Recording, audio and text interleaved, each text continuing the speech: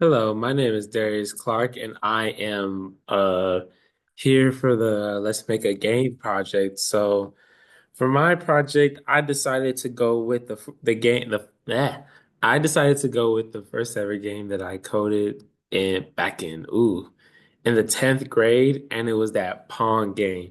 You know, this for me was a very important moment in my life because of course this was my first ever computer science class, but it was also the class that got me on the track that I wanted to be on as far as a career now. Of course, things shifted a little bit, but if it wasn't for computer science in the 10th grade, I would have never wanted to be in the field that I am currently. So this is pretty much just redoing it in the way that, it was done before, back in class. So yeah, also for my project decomposition, I of course let everybody know what we're doing here. We're making the game. So first I set up the game, all the parts that it needed to have with the parameters right here. As you can see, the screen, how big the paddles are going to be, and then the size of the ball and whatnot. So right here is where we just set up the game itself.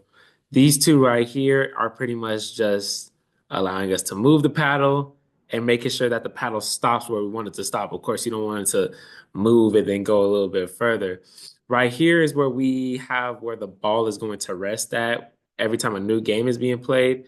Right here is we will update the game, pretty much have all the small little components of the movements and where the ball is going to be centered at the beginning.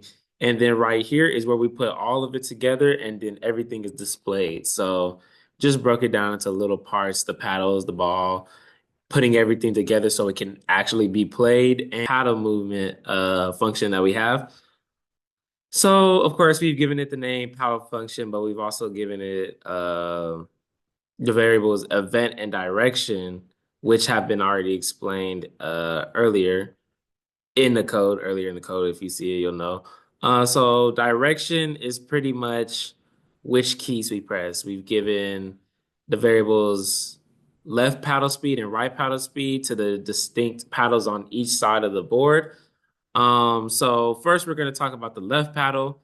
So if the direction equals W, left paddle will be the WS button, and then the right paddle will be the upward and downward arrow buttons. So if the direction equals W, aka the up button, the left paddle speed will change in a negative direction because if we know already when we do our little graph, X and Y, we have our coordinates 0, 0, 0, 1, you know what I'm saying, and so on and so forth. And then 0, 0, I said that wrong. 0, 0, 1, 0, 2, 0, and so on and so forth. And then 0, 0, 0, 1, 0, 2, 0, 3, and so on and so forth. So the higher we get, the lower we are. So that's pretty much what we're saying.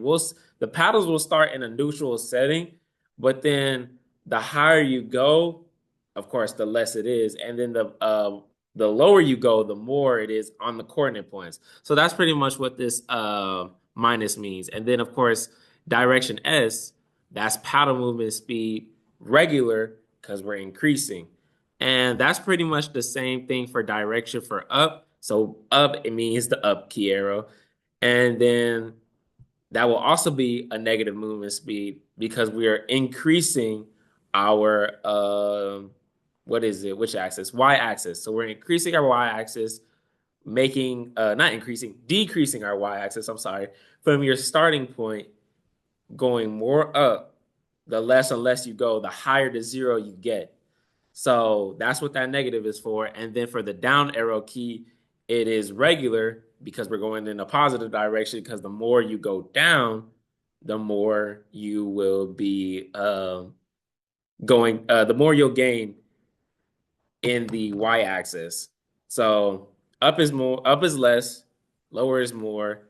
That's why you have the negatives on the up speed direction and then positive slash regular on the down direction. So thank you.